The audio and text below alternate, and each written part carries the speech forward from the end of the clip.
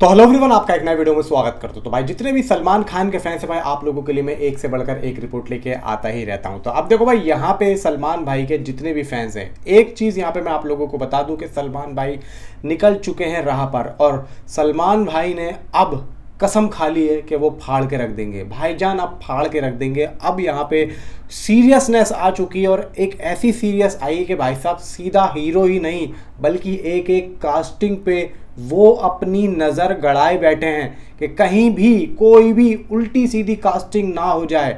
इसीलिए आप लोगों को बता रहा हूँ कि भाईजान फाड़ के रख देंगे अब लव हेटर्स की। अब आप समझ लो, सारी चीज़ आप लोगों को बताऊंगा। वीडियो को लाइक करें, चैनल को सब्सक्राइब करें ताकि आप लोगों को ऐसी ही न्यूज़ मिलती रहे। देखो भाई, सबसे पहली चीज़ यहाँ पे आप लोगों को बता दूं कि अपूर्व लखिया साहब के साथ में सलमान भाई की इस फिल्म को कंफर्मेशन मिल चुकी है। सिर्फ और सिर्फ एक ऑफिशियली अनाउंसमेंट होने की देरी है। मूवी अगले साल रिलीज़ होगी, ये नहीं पता भाई किस टाइम पे रिलीज़ होगी, कौन से महीने में रिलीज़ होगी, लेकिन अगले साल रिलीज़ होगी। जून या जुलाई में इसकी शूटिंग भी स्टार्ट हो रही है। लेकिन उससे पहले इन लोगों को एक बहुत बड़ा काम करना है, जो कि रैकी का है एंड यहाँ पे स्टार कास्ट का है। हालांकि पता है, ये भी जा रहा है कि सलमान खान यहाँ पे मेन लीड में देखने को मिलेंगे एंड यहाँ पे उनके साथ में 3 और मेन लीड एक्टर होंगे। अब वो साउथ से होंगे या फिर बॉलीवुड से होंगे। अगर बॉलीवुड से यहाँ पे होते हैं तो वैसे देखो, एक र्यूमर्स आ रहा था, जो है सोनाक्षी सिन्हा का हस्बैंड, एक शेरा का बेटा एंड तीसरा था, एक और था साकिब सलीम करके। तो यहाँ पे इन तीनों में से एक बंदा यहाँ पे कंफर्म हो चुका है। अब वो कौन है वो भी आप लोगों को बताता हूँ।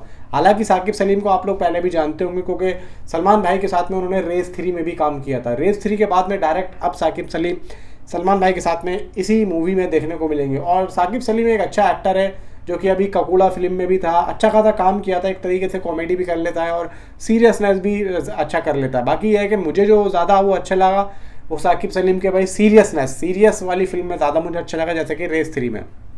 और काफ़ी अच्छा काम भी करता है, और एक एक्टिंग का उसके पास समझ भी, क्योंकि देखो एक्टर है तो एक्टिंग की समझ है। बाकी देखो, शेरा का लड़का या फिर भाई अपना ये ज़हीर इकबाल, तो यहाँ पे थोड़ा सा मैं इसमें थोड़ा सा यहाँ पे शक की निगाह से देखूंगा, क्योंकि भाई देखो शेरा का लड़का है, वो भी एक तरीके से उसका भी डेब्यू ही होगा।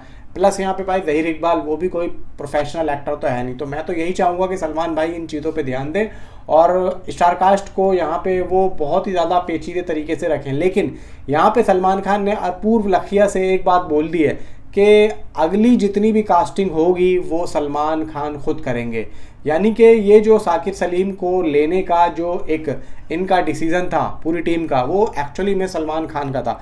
और सलमान खान यहाँ पे यानी कि भाईजान खुद यहाँ पे कास्टिंग पे ध्यान दे रहे हैं, खुद यहाँ पे देख रहे हैं कि भाई कौन कैसे कर रहा है। हालांकि साकिब सलीम की जो लुक जो उनका पास हुआ है, लुक जो आउट हुआ है, वो सलमान खान ने ही किया है। अब आप ये सोच लो कि सलमान खान अगर इस लेवल पे उतर के आ रहे हैं और इस लेवल पे इस मूवी के बारे में सोच रहे हैं, तो भाई साहब अब आप सोच लो कि जब कास्टिंग में वो इतना ज़्यादा सोच रहे हैं, दूसरे के काम को करने में वो इतना ज़्यादा सोच रहे हैं, जबकि ये काम होता है कास्टिंग डायरेक्टर का या फिर प्रोड्यूसर का या फिर डायरेक्टर का, भाई साहब एक एक्टर का नहीं होता।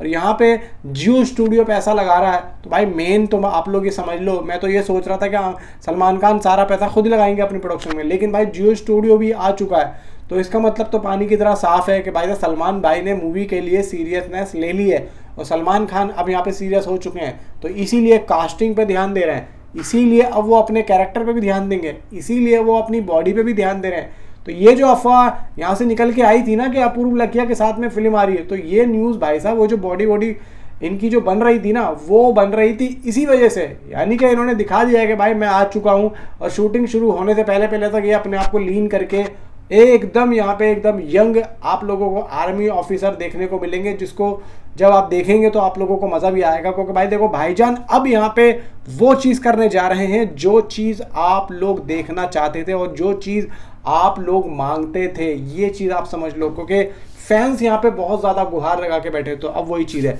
और ये जो भाई मूवी है, ये इंडिया और चाइना के वॉर पे बेस्ड है। कहीं ना कहीं इंडिया और चाइना के वॉर में लगभग बात ही आती है कि जो मेन लीड थे उस वॉर में, वो एक्चुअली में शहीद हो गए थे। अब या तो भाई सीधा अगर उन्हीं पर्सन की बायोग्राफी के तौर पे इस कैरेक्टर को लिखा गया है, किसके, सलमान खान के, तो आप समझ लो कि भाई सलमान खान शहीद होंगे इस मूवी के अंदर। और लगभग जिस भी मूवी के अंदर सलमान खान शहीद हुए हैं भाई साहब, वो फिल्म ने नाम बहुत कमाया है। एक वीरगति थी, वीरगति ने नाम बहुत कमाया था लेकिन वो बॉक्स ऑफिस पे नहीं चली थी क्योंकि उसमें अतुल कुलकर्णी भी थे और इतना ज़्यादा सलमान खान को स्पेस दिया नहीं था। ज़्यादातर जो मेन लीड था वो अतुल कुलकर्णी था। एंड एक और थी भाई करण अर्जुन चली थी भाई, चली थी। तो अब मुझे लग रहा है कि आई थिंक सो ये तीसरी मूवी होगी सलमान खान की जिसमें वो आई थिंक सो मर जाएंगे, और मुझे ऐसा लगता है कि वो कर जाएंगे।